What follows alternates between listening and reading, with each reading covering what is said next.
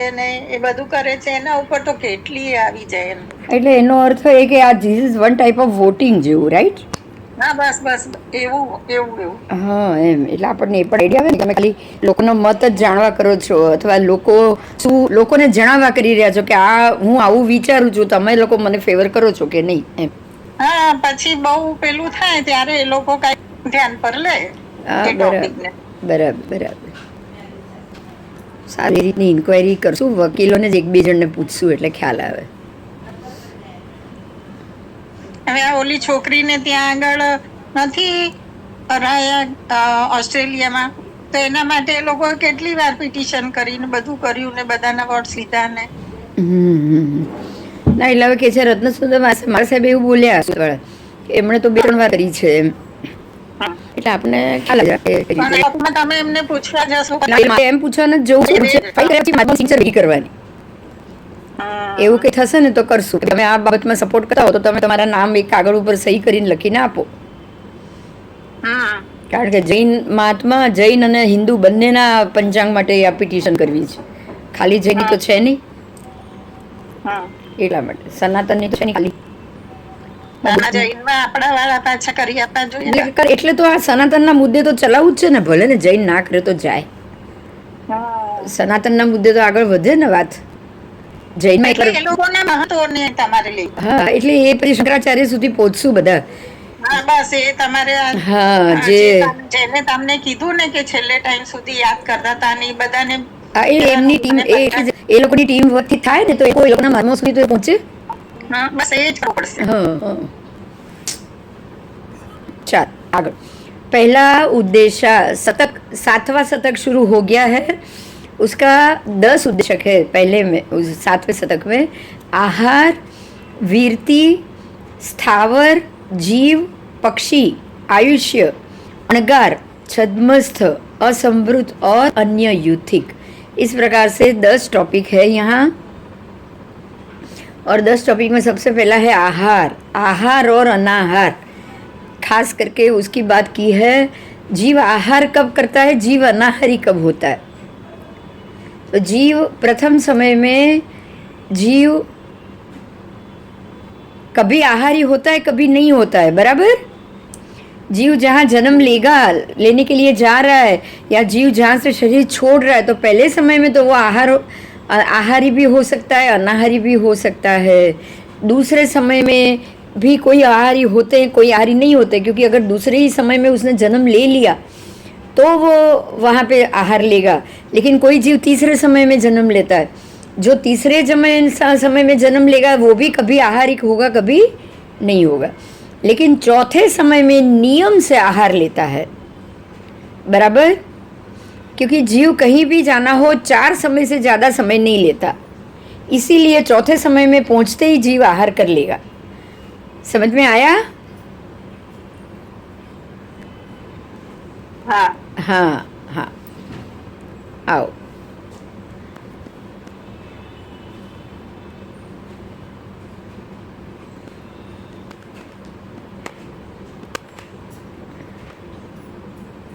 हाँ, तुम्बा का तो कल हो गया ना।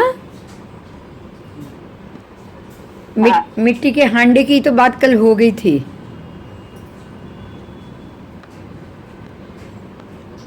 आओ, कहाँ से बाकी है वहीं से करेंगे।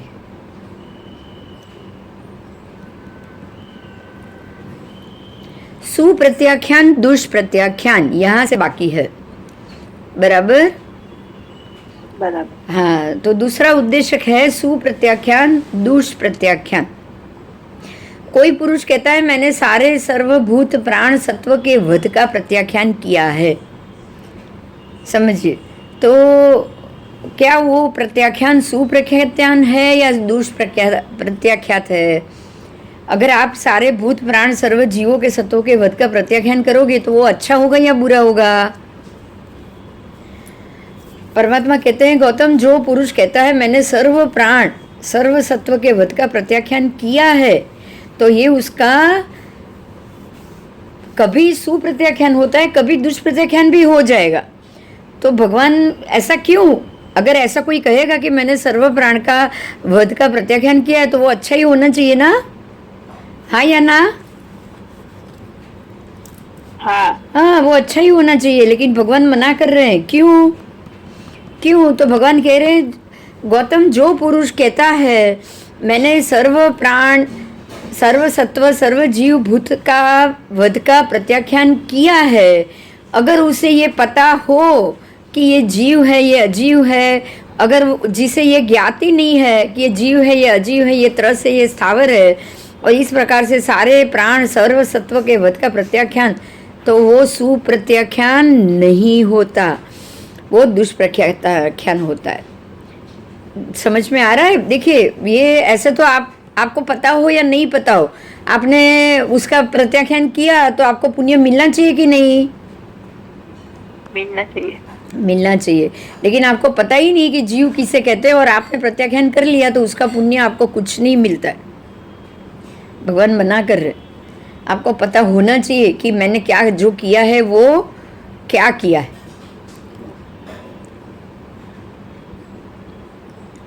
समझ में आ रहा है?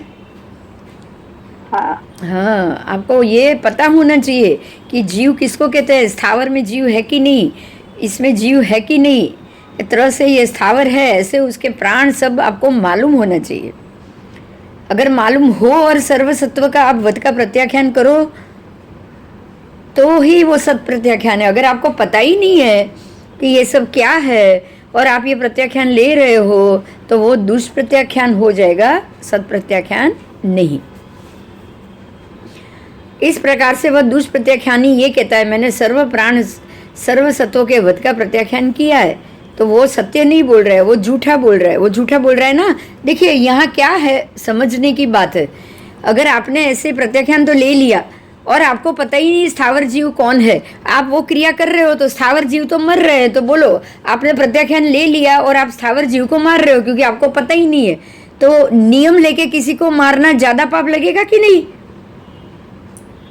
हाँ, आपने नियम ले लिया, बाधा ले लिया कि मैं बादर जीवों की रक्षा करूंगा, और बाधा लेने के बाद आप उसको मार रहे हो, तो ज्यादा दोषी होगे कि नहीं?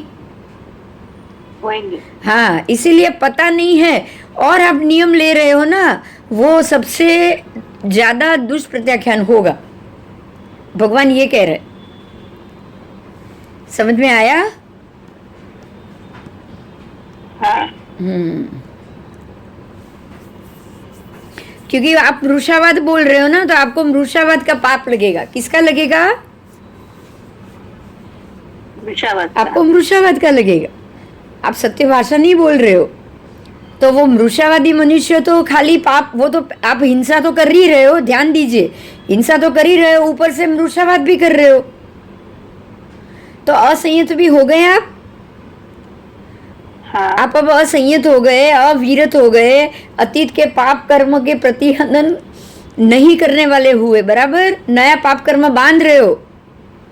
बराबर। हाँ, मतलब आप खाली ऐसा करने से खाली ज्यादा से ज्यादा आपने ये बाधा ले ली कि मैं किसी को मारूंगा नहीं। आप ये समझ रहे हो कि मेरे को तो बाधा है, मेरे को तो किसी भी जीव मरने का पाप नहीं लगेगा। आपको पता ही नहीं जीव किसमें है, आपको ये मालूम ही नहीं। आप वो रुई का गद्दे को इकट्ठा करके उसको खोलो और उसको पिंजो, उसको लकड़ी से मारो, आप ये कर रहे हो, तो आप तो पाप तो कर ही रहे हो ना। हाँ, आप पाप ही कर ही रहे हो।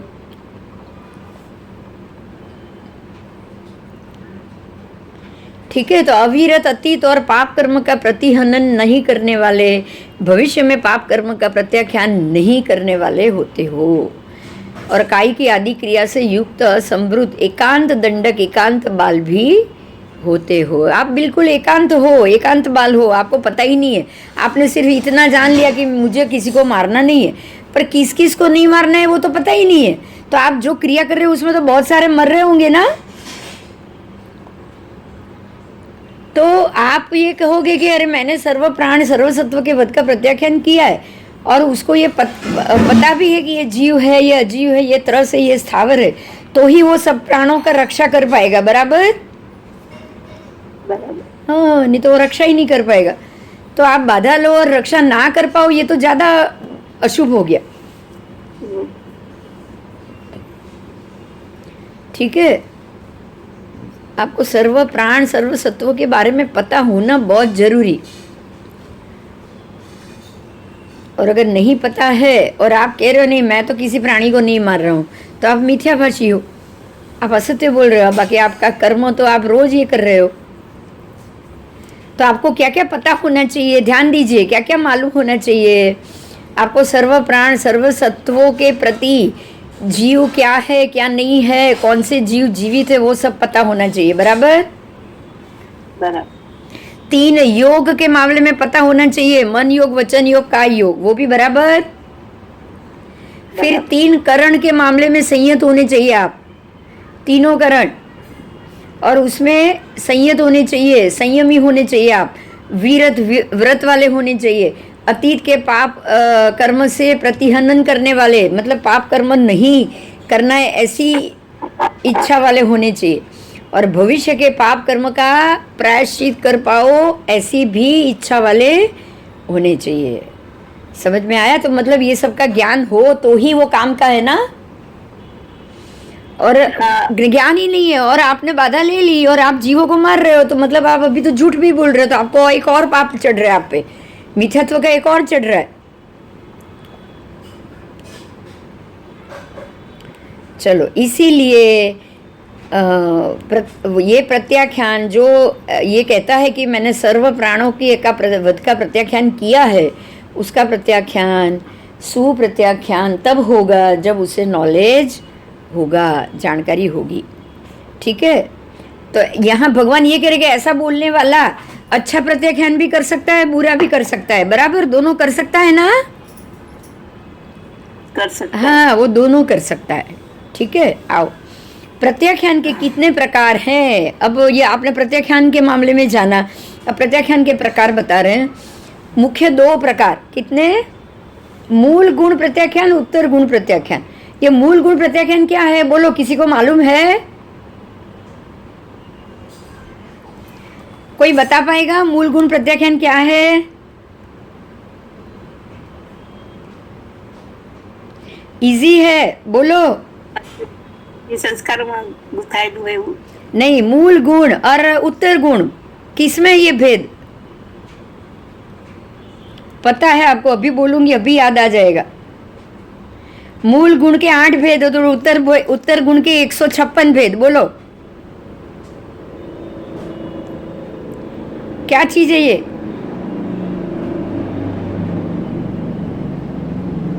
हाँ हाँ, बराबर, अष्टकर्म। क्या है ये? अष्टकर्म, 8 कर्म। हमारे जो 8 कर्म है उसकी बात है ये। आप देखिए, मूल गुण यानी मूल 8 कर्म है। हाँ। आपको प्रायश्चित प्रत्याख्यान किसका करना है? हाँ, अष्टकर्म के ही करना है ना, जो हम करते हैं वही ना। हाँ। हम लोग जो 8 कर्म रोज बांधते रहते हैं, मूल कर्म, उसका ही तो हमको प्रायश्चित करना है। तो अष्टकर्म और उसके पेटा भेद कितने? 356। हाँ, देखिए, 8 मूल गुण को ढकने वाले 8 मूल कर्म। बराबर। बराबर। हाँ, और 156 कर्म प्रकृति। 156 क्या है? उसके उत्तर गुण, उसके भेद, हर एक के भेद। जैसे कि सबसे पहले ज्ञानावरण के 5 भेद, दर्शनावरण के 9 भेद, ऐसे सबके मिला के टोटल 156। बराबर।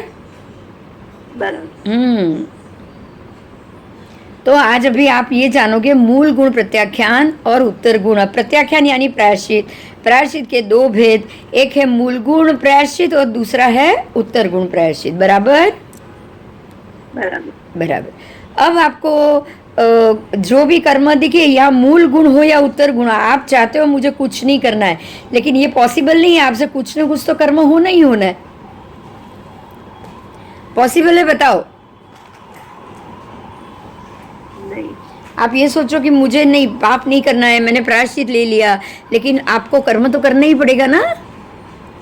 हाँ। तो कर्म करते करते आपने ज्ञान ले रहे हो, और ज्ञान लेते लेते ज्ञान को आवरण लगाया का ज्ञान का आवरण हटाया, मालूम पड़ेगा आपको। नहीं। नहीं। दर्शन करते करते दर्शन का आवरण लगाया या दर्शन का आवरण घटाया? हमको कुछ नहीं पता है, इसलिए डेली प्रतिक्रमण में प्रायश्चित आता है ना? हाँ। हाँ, आपने, मुझे नहीं पता है, पर हमको जानना भी चाहिए ना। देखिए, भगवान ने ये कहा ही है कि बिना जाने आप कोई भी प्रत्याख्यान करोगे उसका कोई अर्थ ही नहीं है। आपने ज्ञानावरण का प्रत्याख्यान कर लिया, तो आपने और पता ही नहीं है कि ज्ञानावरण को कैसे रोका जाए या मेरा ज्ञानावरण किससे हो रहा है, तो दूसरे दिन वापस वही ज्ञानावरण होगा? नहीं। आपको पता ही नहीं है तो होगा कि नहीं? होगा होगा। हाँ, पता नहीं है तो होगा, पता होगा तो नहीं होगा ना, आप कोशिश करोगे। इसलिए जानकारी होनी बहुत जरूरी है, और जानकारी हो तभी आपको प्रत्याख्यान लेना चाहिए।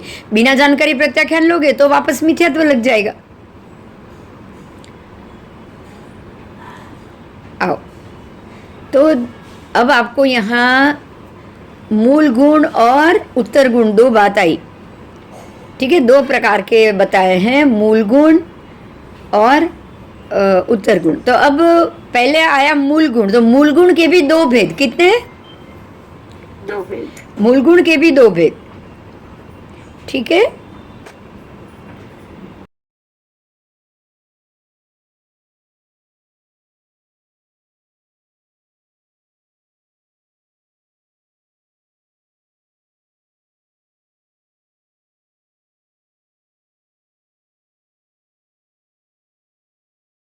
एक बात बताऊं मैं आप सबको, मैं अभी है ना छोटी छोटी रील करके रख रही हूँ फेसबुक पे। कल मेरे एक हफ्ते पहले की रील रखी थी ना, उसको 900 लोगों ने देखा।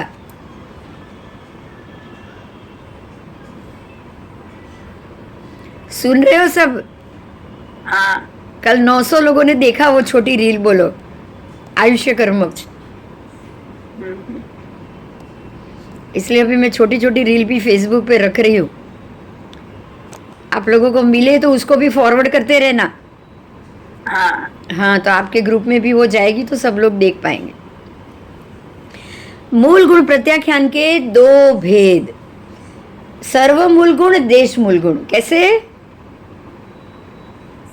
सर्व मूल मतलब कि पूरा का पूरा आठों के मूल गुण, या देश, सब में से थोड़ा थोड़ा, ठीक है? तो अब सर्व मूल गुण प्रत्याख्यान के भी कितने प्रकार?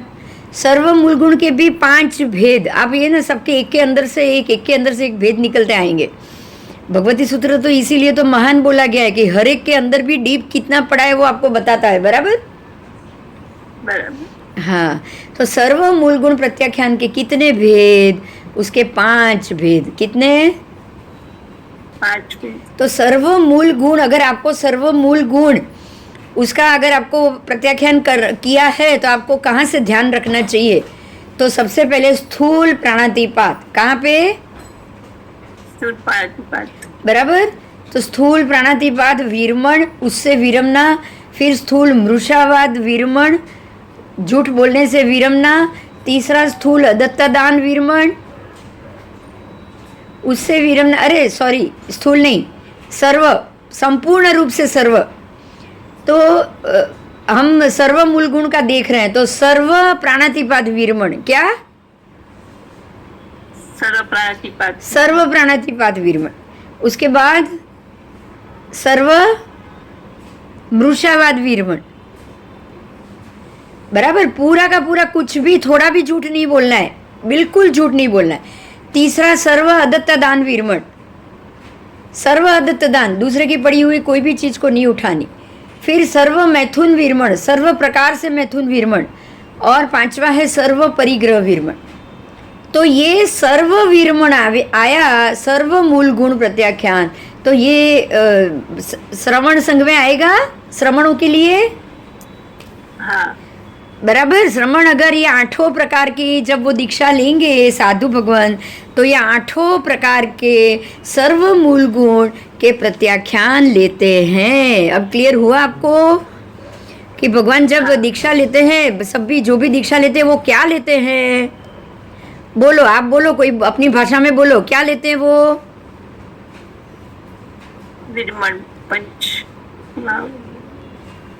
पांचों महाव्रत से का पालन करना, पांचों प्रकार के जो पाप है उससे विरमना, संपूर्ण रूप से विरमना। ठीक है, तो ये सर्व विरमण आए पांचों का, सर्व प्राणातिपात विरमण, सर्व मृषापात विरमण, सर्व अदत्तादान विरमण, सर्व मैथुन विरमण और सर्व परिग्रह विरमण। ये भागवती दीक्षा में ये होता ही होता है, कंपलसरी है। बराबर? हाँ। अब ये दीक्षा लेने के बाद प्राणातिपात नहीं कर सकते, दीक्षा लेने के बाद झूठ नहीं बोल सकते। समझ में आया? हाँ। दीक्षा लेने के बाद कुछ किसी और की चीज नहीं ले सकते। ठीक है, और दीक्षा लेने के बाद किसी भी प्रकार का मैथुन उनको त्याग है। और दीक्षा लेने के बाद परिग्रह विरमण, सर्व प्रकार के परिग्रह का त्याग। श्रावक भी इस प्रकार के व्रत श्रावक अवस्था में कर सकते हैं। हाँ, ऐसा नहीं समझना कि ये दीक्षा में ही पॉसिबल है। इसीलिए तो श्रावकपणा में भी केवली होते हैं ना, ये किए बगैर तो केवल ज्ञान आना ही नहीं है, ये याद रखना। आप जब तक सर्व पाप से विरमण नहीं होंगे, विरमोगे नहीं, केवल ज्ञान आएगा क्या? नहीं। तो बोल के भी प्रतिज्ञा लेके भी विरमना पड़ेगा और क्रिया में भी विरमना पड़ेगा। तो देखो, ज्ञान और क्रिया दोनों साथ में ही जा रही है कि नहीं? हाँ। खाली आपने इसको जान लिया और विरमण व्रत ले लिया, चलेगा? नहीं।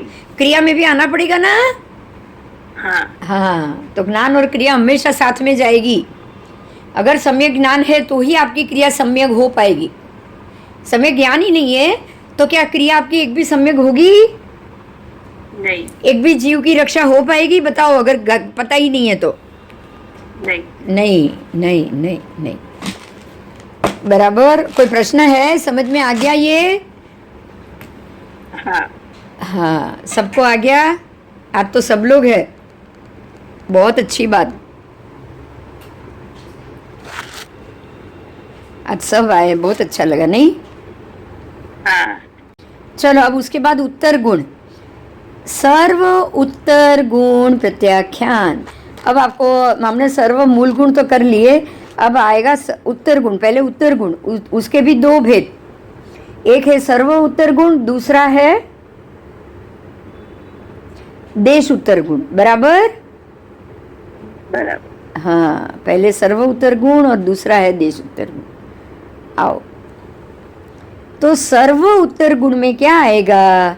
आपको पता है सर्व उत्तर गुण में, उत्तर गुण की जितनी प्रक्रिया है इसमें से यहाँ सारी कुछ बात आएगी। वो है सर्व उत्तर गुण प्रत्याख्यान के 10 प्रकार बताए हैं। कितने?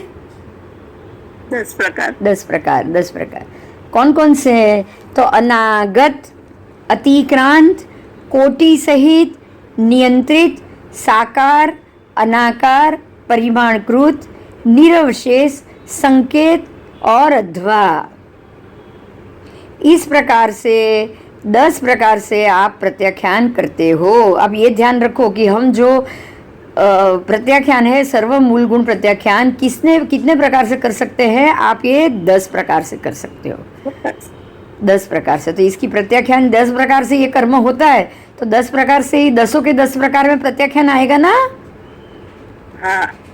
आएगा आएगा। आओ, अब देश उत्तर गुण की बात की है। देश उत्तर गुण के कितने प्रकार? तो उसके 7 प्रकार देश उत्तर गुण। कैसे? 7 प्रकार। सबसे पहला है दिक् व्रत। हम लेते हैं ना दिशा के व्रत, इतनी दिशा तक गमा, इतनी दिशा तक जाना आना, लेते हो कि नहीं? हाँ। गमन आगमन, तो ये आपका देश उत्तर गुण प्रत्याख्यान है। अब ये समझ लीजिए कि आप ये 14 व्रत ले या ये कुछ भी ले और खाली दिन के कुछ ही चीज खाने का व्रत ले या कुछ ही चूल्हे का भी व्रत ले, तो ये सारा देश उत्तर गुण है, यहाँ सर्व नहीं है। समझ में आ रहा है? हाँ। आप देसी कर रहे हो, आप सर्व नहीं कर रहे हो। आप क्या कर रहे हो? देश उत्तर। मात्र थोड़ा। देश का अर्थ है थोड़ा, सर्व यानी पूरा। देश का कितना अर्थ होगा? थोड़ा। थोड़ा। तो दिक् परिमाण पालन करना भी थोड़ा ही है, पूरा नहीं है। ऐसे उपभोग परिभोग परिमाण, उपभोग में लेने वाली वस्तुएं कितनी बार लेंगे, बार बार। परिभोग यानी एक बार भोग वाली वस्तुएं भी कितनी लेंगे, उसका नाप। खाने का नाप लो, कवल का नाप लो, ये सारा आप कितना भी करो, ये सब देश उत्तर गुण है। उसके बाद अनर्थ दंड वीरमण, ऐसी चीज के जो बेकार में हमको दंडित करे। अनर्थ दंड वीरमण में बहुत कुछ आ जाता है। किसी और की चीज में आप जाकर बोलो और कर्म बांधो तो वो भी अनर्थ दंडी हुआ कि नहीं? हुआ। मैं ये पहले से बोल रही हूँ, हमको किसी भी चीज में डापण नहीं करना है, દોડ ડાયા નહીં થવાનું, કહું છું ઘણા ટાઈમથી, રાઈટ? હા. હું પણ પોતે બહુ અનુભવ પછી શીખી છું. હા, બહુ દોડડાઈ થઈ છું બધામાં. થઈ છું ને દક્ષા, તને તો ખબર છે બધી. એમ જ માણસ ઘડાય. હા, ના ના, ઘડાય નહીં, ઘડાય એમાં દોડડાયા થવાથી પાપ લાગે છે એ ખબર જ નથી ત્યારે, એમ કહું છું. હા, ખોટા. હા, આપણે દોડડાથી એમાં તો કેટલા દોષ બંધાય, કેટલા દુશ્મન ઊભા થાય છે. ચલ, તારી તો સામે દાખલો પ્રત્યક્ષ છે ને, તારી સામે દાખલો.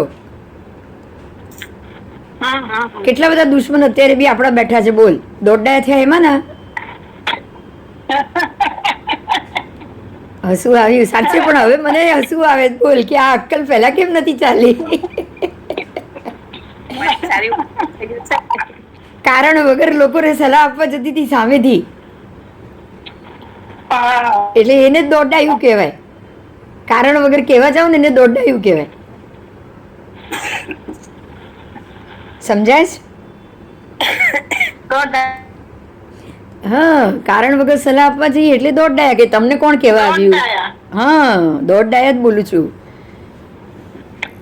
સામેનો માણસ એક તો ગુસ્સો બી કરે અને ઉપરથી ઝઘડાય કરે આપણી સાથે, કરે ને કે તમને કોણે, મેં થોડી બોલાવ્યા છે.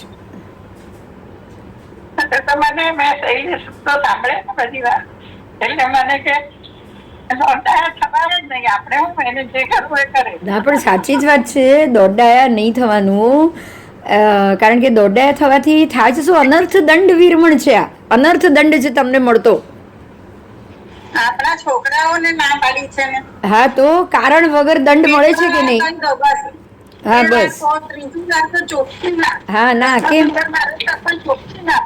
એટલા માટે જ કે તમે કારણ વગર તમે દંડિત થાવ છો, એમ. बिना बात आपको दंड मिल रहा है, वो भी बिना बात का, जो बिन जरूरी, बराबर? तो उससे બહાર આના है, मतलब દોડાયા નથી થવાનું. બહુ સિમ્પલ લાઈનમાં અનર્થ દંડ વીરમણ નો મતલબ શું? તમારું કામ કરો પણ તમે બીજામાં ડાપણ કરવા नहीं जाओ. उसके बाद है सामायिक. सामायिक आप कुछ घंटे तक कर सकते हो, ज्यादा नहीं, इसीलिए इसको देश उत्तर गण बोला है. ठीक है, महात्माओं की तरह नहीं कि जावत जीव ले लिया, उनका है सर्व, इसलिए वो सर्व में है. सामायिक उनके भी है लेकिन वो सर्व में है कि नहीं? देखो यही सारी चीज, दिक्व्रत, दिशा का, उनको तो कहीं है ही नहीं, चलो आज वाहन में गए, यहाँ गए, यहाँ गए, यहाँ गए, है ही नहीं, बराबर? वो तो रोज 100 किलोमीटर से ज्यादा तो उनको अलाउ भी नहीं होगा 100 डगले के बाहर निकलना चौमासे में, तो है ना? खाली 100 डगले तक ही जा सकते, तो दिशा परिमाण तो उनको आई गया, कोई व्रत तो आएगा ही नहीं. उपभोग परिभोग भी बंद हो गया है, उनको भी हर एक चीज का भोग ही नहीं. जो जिनकी छूट ले रखी है, जिनका रोज वो पड़ी लेण कर सकते हो, उतना ही परिभोग करेंगे, बराबर? हाँ, अनर्थ दंड भी उनके लिए मना है. सामायिक तो वो जावत जीव है, इसलिए सर्व है. हमारे में वो देशवीरती. उसके बाद देशावगासिक. देशावगासिक हमारे लिए, उनके लिए तो सर्व है कि नहीं? सर्व में देशावगासिक आएगा ही नहीं, बोलो आएगा? नहीं. हाँ, देशावगासिक अल्प में ही आएगा, सर्व में तो वो आने वाला ही नहीं है, सर्ववीरती में. ऐसे ही पौषध उपवास, वो भी सर्ववीरती में नहीं, क्योंकि पौषध उनका तो कायम की दीक्षा आ गई. हाँ. हमेशा के लिए जो जावत जीव दीक्षित है उनको पौषध उपवास नहीं आएगा. उसके बाद अतिथि संविभाग, वो भी उनको नहीं है, उनको अतिथि को बुला के तो खाना देना ही नहीं है. नहीं. ठीक है। और अपश्चिम मरणांतिक संलेखना, जोशना आराधना, आप अपश्चिम मरणांतिक, ठीक है, मरने के बाद की चीज़ संलेखना और उसकी आराधना, ये भी आपके देश उत्तर गुण प्रत्याख्यान में आया है। आपको अपश्चिम, पश्चिम यानी कि बाद वाली, ठीक है, तो मरणांतिक संलेखना, मरण के बाद वाली, मरण के बाद वाली संलेखना आप देश में आए, थोड़े में आए ना, हाँ, क्योंकि हम लोग क्या करते हैं पता है, सारी चीज जीव तो आगार, हम ये बोल देंगे ना, छूट, मर गए तो मेरी सारी चीज की बाधा, लेकिन मैं जिंदा हूं तो આહાર શરીર ઔષધિ પચકું પાપ 18, મરણ આવી તો ઓછી રહે અને જીવું તો આગાર. હા, ત્યારે એટલે આ દેશ વ્રત છે, સમજાયું? હા, એ દેશ વ્રત કેમ કહી દીધું? કારણ કે તમે આમ છૂટ બહુ લો છો, જેટલી છૂટ લો છો, જેટલી પણ વાતની છૂટ લો છો, આપણે છૂટ લઈએ છીએ, એને વ્રત કહેવાય ખરું? સંપૂર્ણ વ્રત કહેવાય ખરું? બોલો. ના. નહીં તો આપણે બધા સ્થૂળ વ્રતમાં છીએ, દેશ વ્રતમાં, માત્ર થોડા વ્રતમાં. સમજાયું? હવે સ્થૂળ અને સર્વનો ભેદ જુઓ. સર્વ વ્રત છે એ 20 વિસા દયા છે. કેટલી? 20 વિસા કહેવાય. અને દેશ જીવ દયા એટલે માત્ર 1.25 અને પા, આટલો ફેર બંને વ્રતમાં. એટલે જ શ્રાવક રહેવા કરતાં દીક્ષા લેવી વધારે સારી. જો દીક્ષાની જેમ જ રહેવું હોય તો શ્રાવકપણામાં નહીં રહેવું, દીક્ષા લઈ લેવી. કારણ કે તમે એટલીસ્ટ 20 વસાનું પાલન, પ્રાયશ્ચિત તો લઈ શકો, પ્રત્યાખ્યાન તો કરી શકો. પ્રત્યાખ્યાન છે કે ભાઈ મારે જાવત જીવ એમણે પ્રત્યાખ્યાન લીધું છે, એનું ફળ છે કે નહીં? બોલો. હા, આપણે શ્રાવક થઈને તો જાવત જીવ કરી જ નથી શકવાના. તમે માત્ર 1.25 વસા કરી શકવાના છો. તો શું કરવું જોઈએ? दीक्षा ली. हाँ, क्या करना चाहिए? दीक्षा करोगे तो 20 वसा दया पालोगे, पूरी 20, और दीक्षा नहीं लोगे तो ओनली 1 and 1/4 पा, खाली 1.25. समझ में आया? अभी आगे.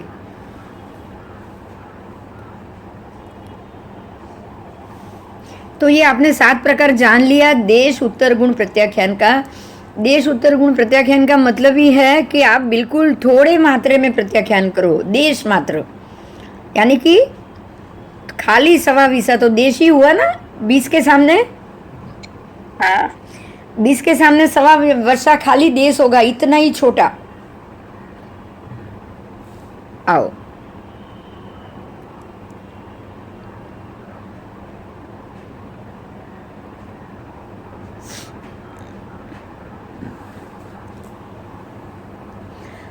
आपका ये प्रत्याख्यान का ये टॉपिक आगे अभी दूसरा मोड ले रहा है. प्रत्याख्यानी अप्रत्याख्यानी पद, मतलब दोनों. तो प्रश्न किया है भगवान को, जीव क्या मूल गुण प्रत्याख्यानी है, उत्तर गुण प्रत्याख्यानी है या अप्रत्याख्यानी है? तो जीव तो तीनों है ना. कुछ जीव मूल गुण प्रत्याख्यानी है, बराबर, बराबर. कुछ उत्तर गुण है और कुछ दोनों नहीं है. भगवान कह रहे हैं कुछ दोनों नहीं है. अब अलग अलग बात की है, खाली जीव की नहीं, नारकी के जीव. बोलो, नारकी के जीव कैसे होंगे? मूल प्रत्याख्यानी या देश प्रत्याख्यानी? बोलेगा कोई? मूल प्रत्याख्यानी तो कहाँ से होगा, आप सोचो. कैसे होगा?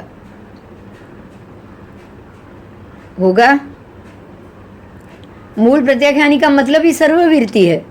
क्या है? सर्ववीरती. तो नारकी में सर्ववीरती पॉसिबल है? नहीं. आपको ये सोचना पड़ेगा, इसलिए मैं आपको क्वेश्चन कर रही हूँ. खाली सोचो कि मूल प्रत्याख्यानी का अर्थ क्या, इज इक्वल टू सर्ववीरती. दीक्षा. हाँ, सर्ववीरती.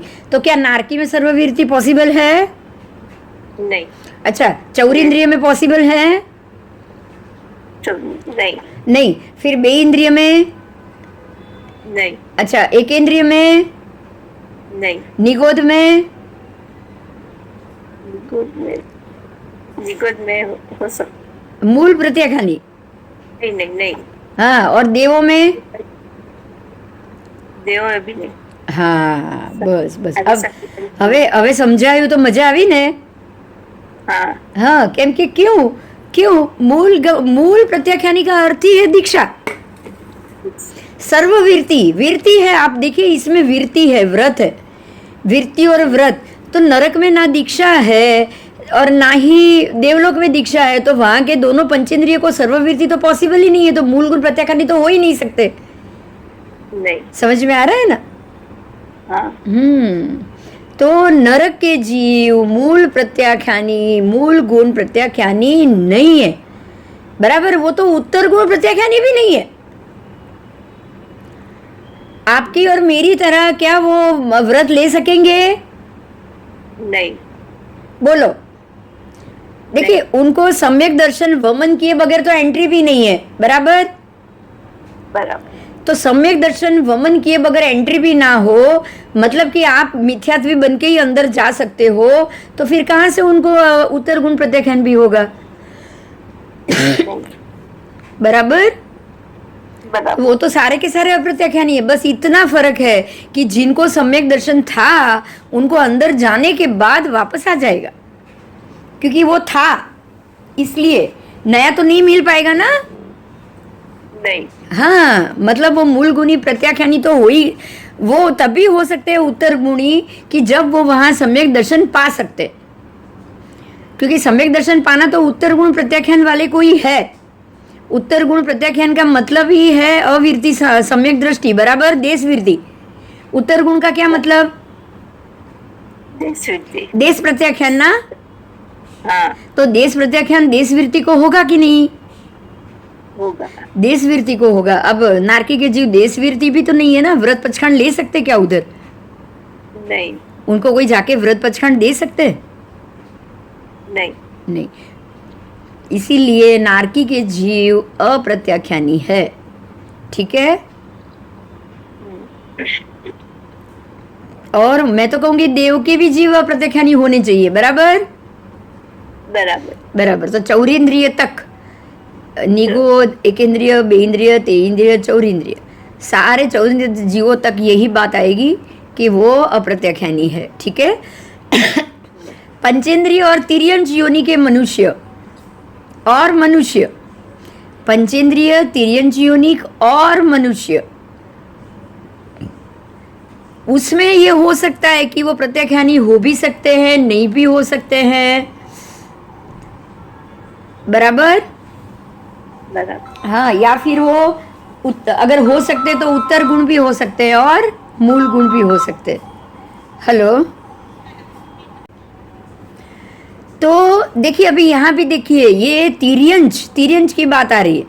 तिर्यंश योनि मनुष्य अलग है, तिर्यंश की अलग करो, अब वो दोनों का अलग करो। तिर्यंश भी क्या बाधा लेगा? नहीं। हाँ, तो तिर्यंश में भी क्या मूल गुण प्रत्याख्यानी आएगा? नहीं आएगा। नहीं आएगा, पॉसिबल नहीं है। मनुष्य में जरूर आएगा, बराबर। हाँ। बस एकदम क्लियर। समझ के करिए तो मजा भी आ जाएगा। आओ, तिर्यंश तीनों को कभी कोई मतलब कोई है, मनुष्य में है कोई मूल गुण प्रत्याख्यानी, कोई जीव अप्रत्याख्यानी भी होंगे और कोई जीव देश प्रत्याख्यानी भी होंगे, बराबर। पर तिर्यंश और तिर्यक योनि में तो मूल प्रत्याख्यानी का तो संभव ही नहीं है, राइट? राइट।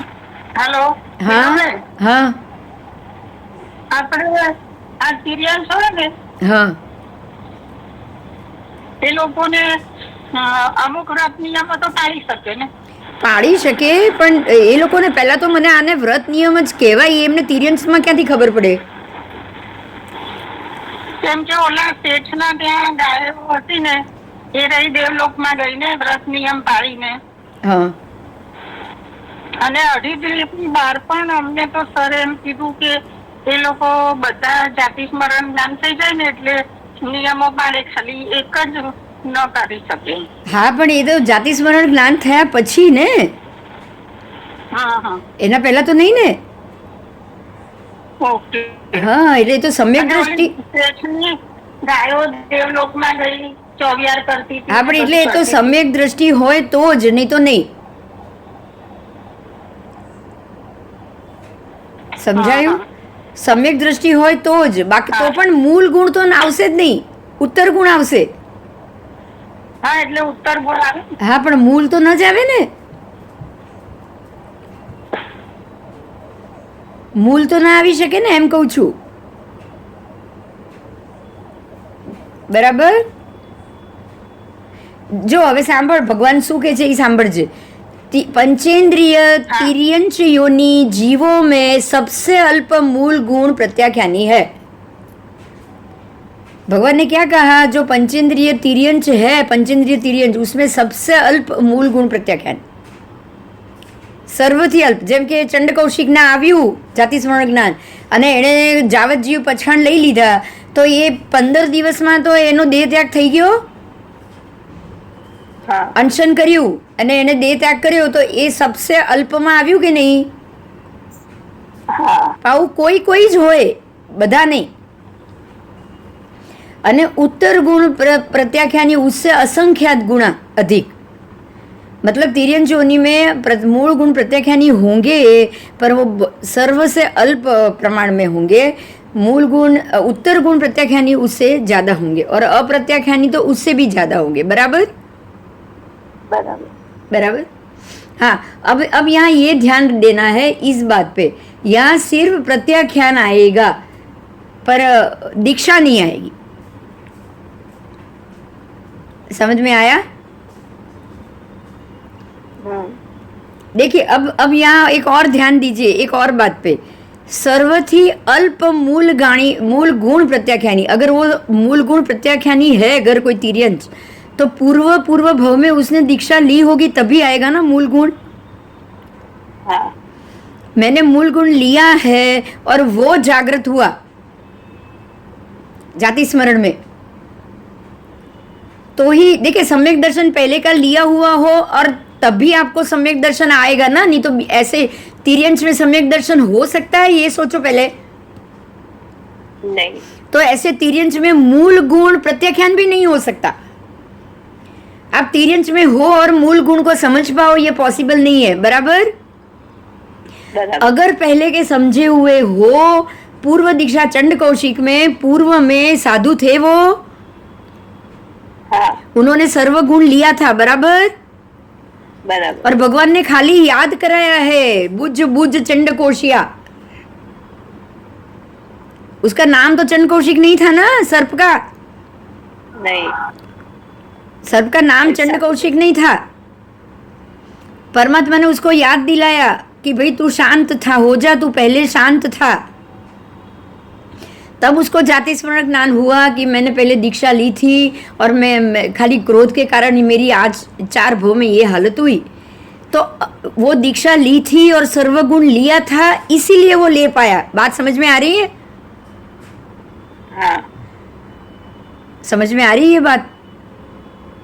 હમ तो तिर्यंच में अगर आपके सम्यक दर्शन पड़ा हुआ होगा, पहले लिया हुआ होगा, तो ही वो याद आएगा, वापस आएगा. जैसे नरक में पहले का लिया हुआ है तभी वो वहां जाने के बाद आता है, राइट? હા वहां नहीं होता है.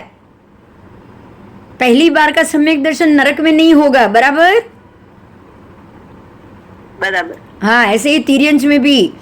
तो तिर्यंच में सम्यक दर्शन पहला नहीं होगा, लेकिन वहां पहले का सम्यक दर्शन होगा तो वो जरूर वापस आएगा. पहले का ऐसे उत्तर गुण होगा या मूल गुण होगा तो वो जरूर वापस आएगा. बराबर. બરાબર जाति स्मरण से. दक्षा बराबर. હા એટલે તારો પ્રશ્નનો જવાબ હતો, રાઈટ ને? હા हाँ हाँ. હા इसीलिए परमात्मा कह रहे हैं मूल गुण प्रत्याख्यानी जीव सर्वथी अल्प है. सबसे अल्प है मूल गुण प्रत्याख्यानी. उत्तर गुण उससे ज्यादा, क्योंकि प्रत्याख्यानी तिर्यंच में है, मूल गुण प्रत्याख्यानी है. अंदर से पड़ा हुआ उस समय जाति स्मरण से जागृत होगा तो ही. और चंड कौशिक को पहले तो अंदर तो पड़ा हुआ था, लेकिन पहले तो वो आवरण हटा नहीं था ना. बोलो, सर्प की योनि में आया तब पहले तो नहीं हटा था, राइट? राइट। हटने के बाद, आवरण हटने के बाद उसने अनशन किया है, तो मूल गुण का आवरण हटा तभी मिला ना उसको, हाँ। और पड़ा था इसीलिए हट। अब मनुष्य की बात की है। मूल गुण प्रत्याख्यानी मनुष्य के मामले में परमात्मा कह रहे हैं, गौतम, मूल गुण प्रत्याख्यानी मनुष्य सर्व से अल्प है।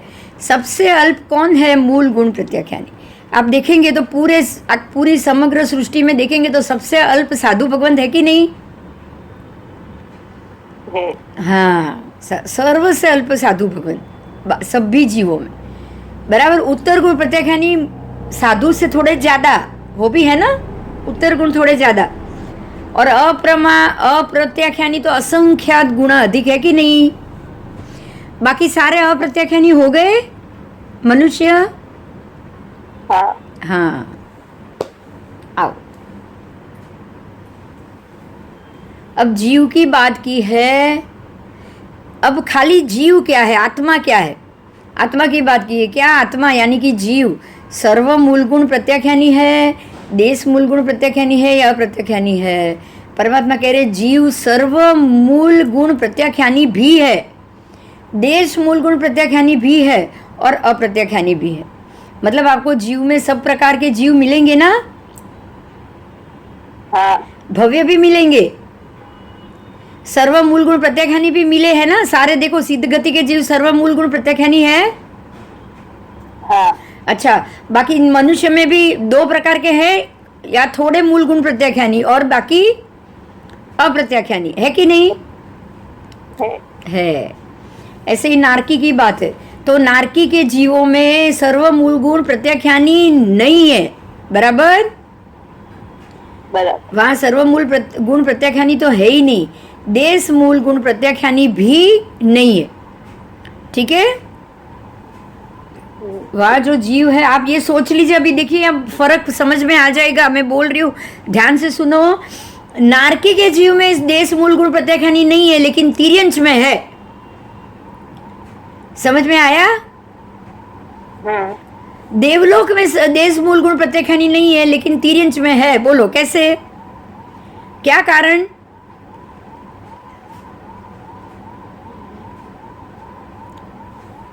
बोलो। आप ये सोचो कि वो जो ऊपर बैठे हैं ना सर्वात सिद्ध विमान के देवो, वो भी सर्व मूल गुण प्रत्याख्यानी नहीं है, लेकिन नारकी के जीव है। क्या कारण? क्या? कोशिश करो, आपको मालूम पड़ जाएगा जल्दी।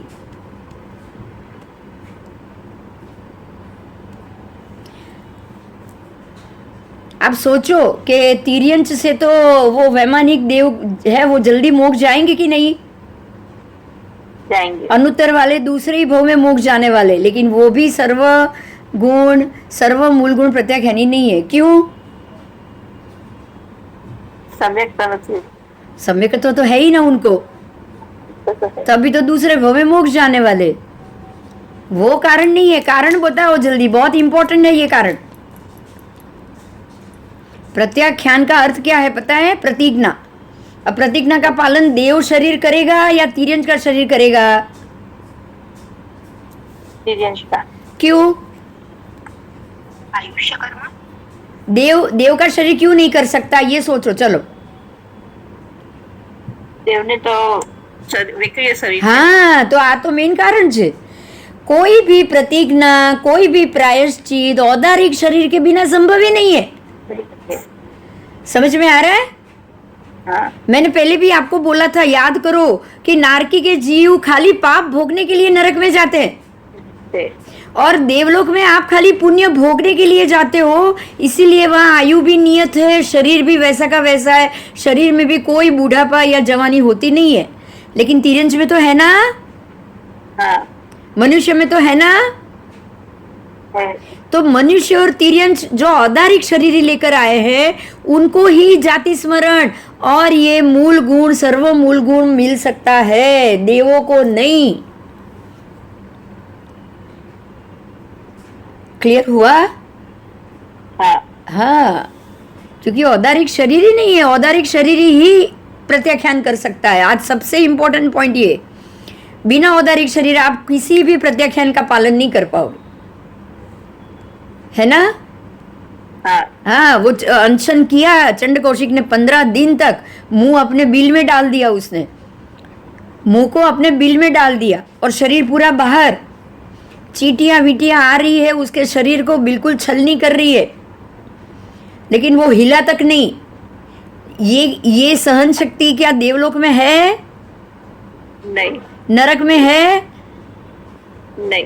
क्यों? क्योंकि उनको तो अपना जैसा शरीर ही नहीं है, उनका शरीर बिल्कुल खत्म ना हो ऐसा शरीर। समझ में आ रहा है? हाँ उनका शरीर खत्म नहीं हो ऐसा शरीर, पर ये शरीर तो खत्म होने वाला है ना। हाँ हाँ, ये खत्म होने वाला शरीर है, इसीलिए ऐसे शरीर के साथ ही आप प्रतिज्ञा पालन कर पाओगे। इसीलिए सर्व मूल गुण प्रत्याख्यानी तिर्यंच होंगे, लेकिन देव नरक या चतुर इंद्रिय तक कोई नहीं हो पाएगा। समझ में आया? देखिए, चतुर इंद्रिय तक भी औदारिक शरीर है, लेकिन वहां संज्ञा नहीं है, वहां पता ही नहीं है, वहां आपको कोई जाति स्मरण नहीं होगा। जाति स्मरण उसको ही होगा जिसको संज्ञा बुद्धि होगी, राइट? राइट। बिना संज्ञा बुद्धि जाति स्मरण भी नहीं होगा ना। नहीं। हाँ, तो परमात्मा का उपकार मानना है कि हमको संज्ञा बुद्धि मिली है, बराबर? तो अगर हमने संज्ञा बुद्धि मिलने के बाद भी प्रत्याख्यान नहीं किया तो क्या होगा? अगले भव में ऐसा भव मिलेगा कि जिसमें प्रत्याख्यान है? नहीं। ध्यान दीजिएगा, प्रत्याख्यान ये भव में होगा ना तो ही अगले भव में तिर्यंच को मिलता है। उसने पूर्व भव में लिया होगा तो ही मिलेगा। चंड कौशिक को तो ही जाति स्मरण ज्ञान मिला, पूर्व में सर्व गुण मिला था उसको, सर्व मूल गुण प्रत्याख्यानी वो थे। याद आ रहा है? चंड कौशिक का पूर्व भव आचार्य थे और सर्व मूल गुण प्रत्याख्यानी थे, इसीलिए उसको जाति स्मरण ज्ञान हुआ। बाकी सारे सर्प को होता है क्या? नहीं। नहीं। तो मनुष्य भव में आपको जब जब मौका मिले आपको प्रत्याख्यानी होना ही होना है। अगर आप देशमूल गुण प्रत्याख्यानी भी हुए ना तो भी तिर्यंच में जाने से यही काम आएगा, बराबर? बराबर। और अगर आप सर्व मूल गुण होंगे ना तो वहां तिर्यंच गति में आप अनशन तक कर सकते हो, जाति स्मरण ज्ञान हुआ तो अंदर पड़ी हुई ये सर्व गुण सर्व मूल गुण प्रत्याख्यान और देश मूल गुण प्रत्याख्यान भवांतर में अवश्य काम करता है और करता है। तो आज आपको कितनी बड़ी टिप मिल गई, बोलो? मिली? हाँ। आपको 156 कर्म प्रकृतियों में से जितनी हो सके उतनी सबकी प्रायश्चित लेके बंद करना जरूरी है, बराबर? हाँ, आओ। और हो सके तो यही सोचो, मैं कह रही हूं आज से ही ये सोचो कि अगर हो सके तो मैं ये भव में सर्ववीरती लेके ही जाऊं। बोलो क्यों? अगर ये भव में सर्व मूल गुण प्रत्याख्यान कर लिया ना एक बार भी, हमें जिंदगी में एक बार भी सर्व मूल गुण प्रत्याख्यान करना है। जब तक हमने पहले नहीं किया इसीलिए ये भव में मन नहीं हो रहा है। समझ में आ रहा है? और जिन्होंने किया हुआ है वो तुरंत 12-15 साल की उम्र में दीक्षा लेते कि नहीं? हाँ। हम जो बोलते हैं ना कि निमित्त बांधा हुआ है, निमित्त बांधा हुआ है, तो निमित्त बांधना होता क्या है बताओ? अगले भव में करूँ। हाँ, ये भव में आप अगर वो प्रत्याख्यान एक बार करोगे तो अगले भव में वो उदय में आएगा। इस भव में 28 किए तो अगले भव में उदय में आएगी ना? आएगी। हाँ, तो इस भव में सर्व गुण प्रत्याख्यान किया, सर्व मूल गुण, तो अगले भव में उदय में आएगा कि नहीं? आएगा। तो आपको ये भव में अभी करके जाना है कि नहीं जाना है? जाना है। जाना है। तो आपको ये ध्यान रखना है कि कुछ भी हो जाए, ये भव में मेरा अंतिम समय में मुझे मूल गुण सर्व मूल गुण प्रत्याख्यान में जाना ही जाना है, बराबर? बराबर। यही वजह है कि लोग अंतिम समय में भी पथारी में हॉस्पिटल के बेड के ऊपर भी दीक्षा लेते हैं। बोलो, मैंने देखे हैं, आपने देखे हैं क्या? દેખે તો બસ સાંભળ છે ખરી. હા, ભગવાન તમને આને બોલાવી ને જાવત જીવ પછાણ કેમ લે છે, પહેલા એ તો બોલો. हॉस्पिटल में सीरियस हो वो सब गुरुदेव को बुला के पचखण क्यों लेते हैं? समझ में आ गया अभी? हॉस्पिटल में जाकर हाथ जोड़कर जावत जीव पचखण क्यों लेते हैं? अगर कोई सीरियस हो जाए तो हम महात्मा को बुला के पचखण देते कि नहीं? हाँ. क्यों? ताकि अगले भव में उदय में आए, इसीलिए ना. हाँ. कि अब ये पचखान लेकर मरा हुआ इंसान कहीं भी तिर्यन योनि में भी गया ना तो भी वो अंदर पचखान रहेगा कि नहीं? रहेगा. हाँ, तो वो उदय में आएगा. तो हमको ऐसा ही सोचना है कि मरने के समय नहीं, पर उससे पहले मौका मिले और हम ये सर्व मूल गुण प्रत्याख्यानी बन के ही इस भव से जाए. बराबर? बराबर. ऐसा सोचोगे ना तो ऐसा जरूर होगा. ठीक है? ठीक. तो पंचेंद्रिय तिर्यन योनि के मामले में भी जान लिया.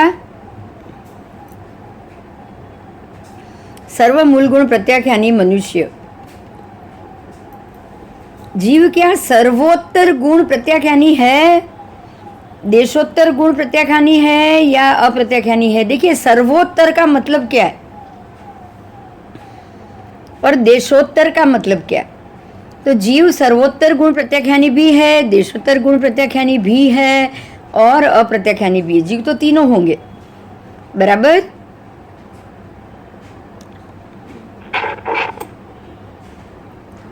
पंचेंद्रिय तिर्यन योनि जीव और मनुष्य, ये तीनों होते हैं. वैमानिक देव और बाकी सारे के सारे अप्रत्याख्यानी. ये याद रखना, ये तीनों कौन होंगे? अप्रत्याख्यानी. नहीं, देव और ये सारे खाली मनुष्य और तिर्यन ये तीनों हो सकते हैं.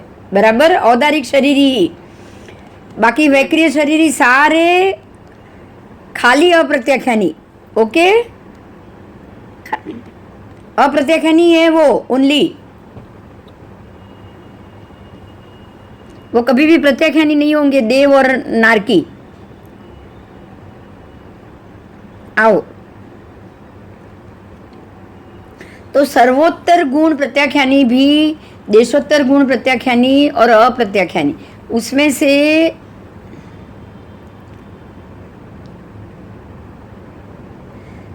सबसे कम है सर्वोत्तर गुण प्रत्याख्यानी, देशोत्तर उससे अधिक और अप्रत्याख्यानी उससे भी अधिक.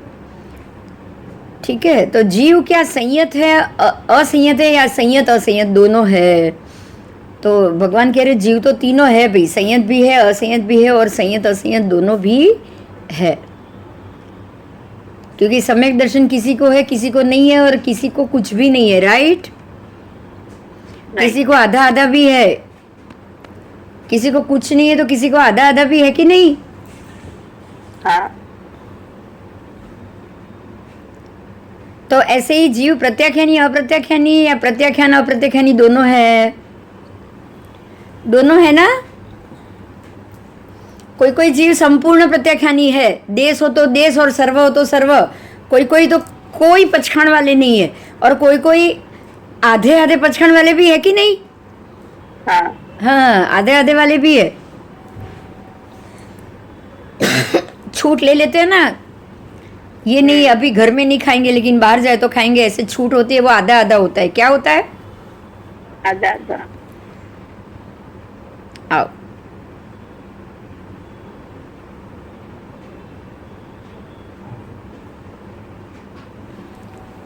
पंचेंद्रिय तिर्यन योनि जीव प्रत्याख्यानी नहीं है और वैमानिक देवों तक शेष सभी जीव अप्रत्याख्यानी.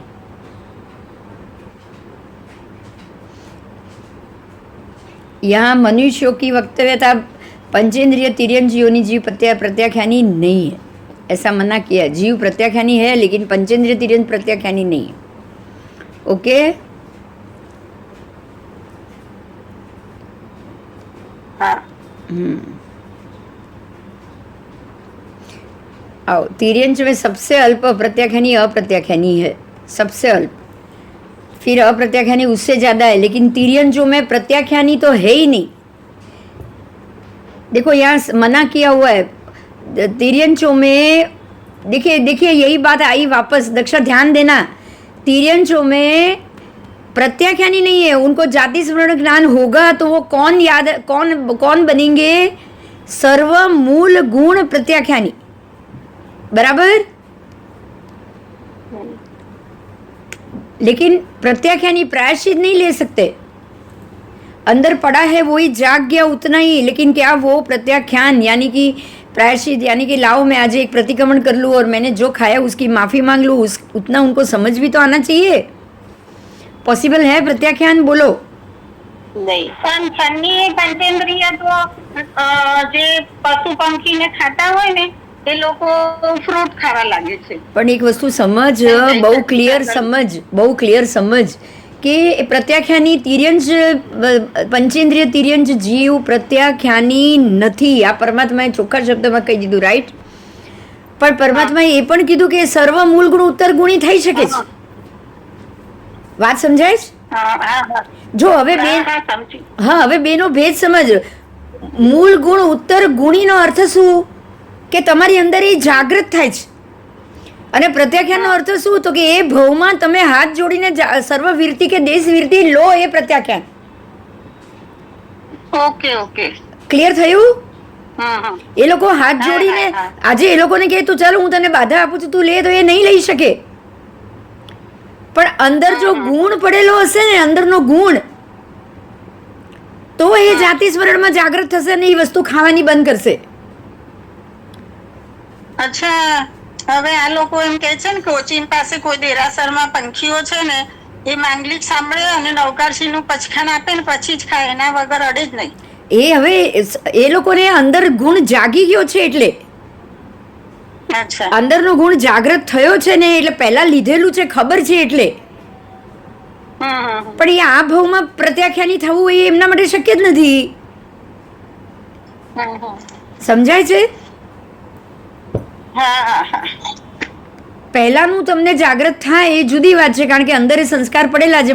અત્યારે સંસ્કાર નાખવા પોસિબલ છે? બસ વાત આ છે. તિર્યંચ પંચેન્દ્રિય તિર્યંચની અંદર પ્રત્યાખ્યાનના સંસ્કાર નથી. હા, ઉત્તર ગુણના સંસ્કાર પડ્યા છે ને મૂળ ગુણના સંસ્કાર પડ્યા છે, કારણ કે એમણે પહેલા એ બધું લીધેલું છે. એટલે પહેલા લીધેલું જાગૃત થઈ શકે, નવું આવે નહીં. તો નવું પણ આવી શકે ને, પેલું જો બધું જ આ હોય તો.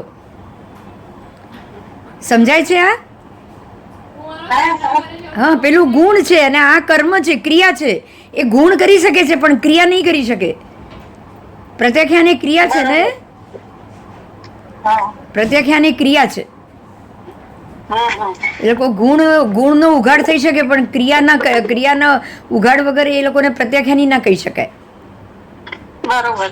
હા, હવે આ પ્રત્યાખ્યાનીનો ટોપિક પૂરો થયો. બોલો, હજી પણ ક્યાંક ન સમજાયું હોય તો પ્રશ્ન કરી લો. બિંદુબેન, હા બોલો. ભરતદેવી માતાને આપણે હાથી ઉપર ઓલું પ્રત્યાખ્યાન કહેવાય? ના ના, એ તો મનુષ્ય છે, એટલે એ તો ક્ષાયિક સમકીતિ હતા જ, એટલે એમને સમ્યક દર્શન આવી ગયું. છેલ્લો અંતિમ ભાવ હતો.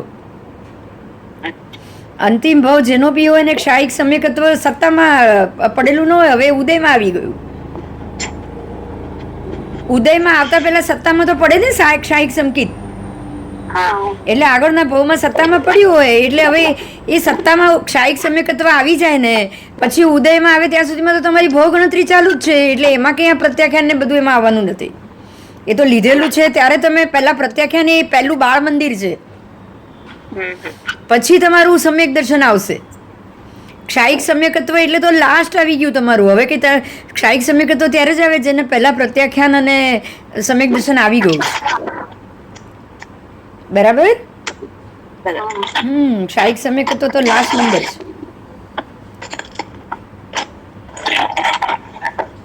બોલો.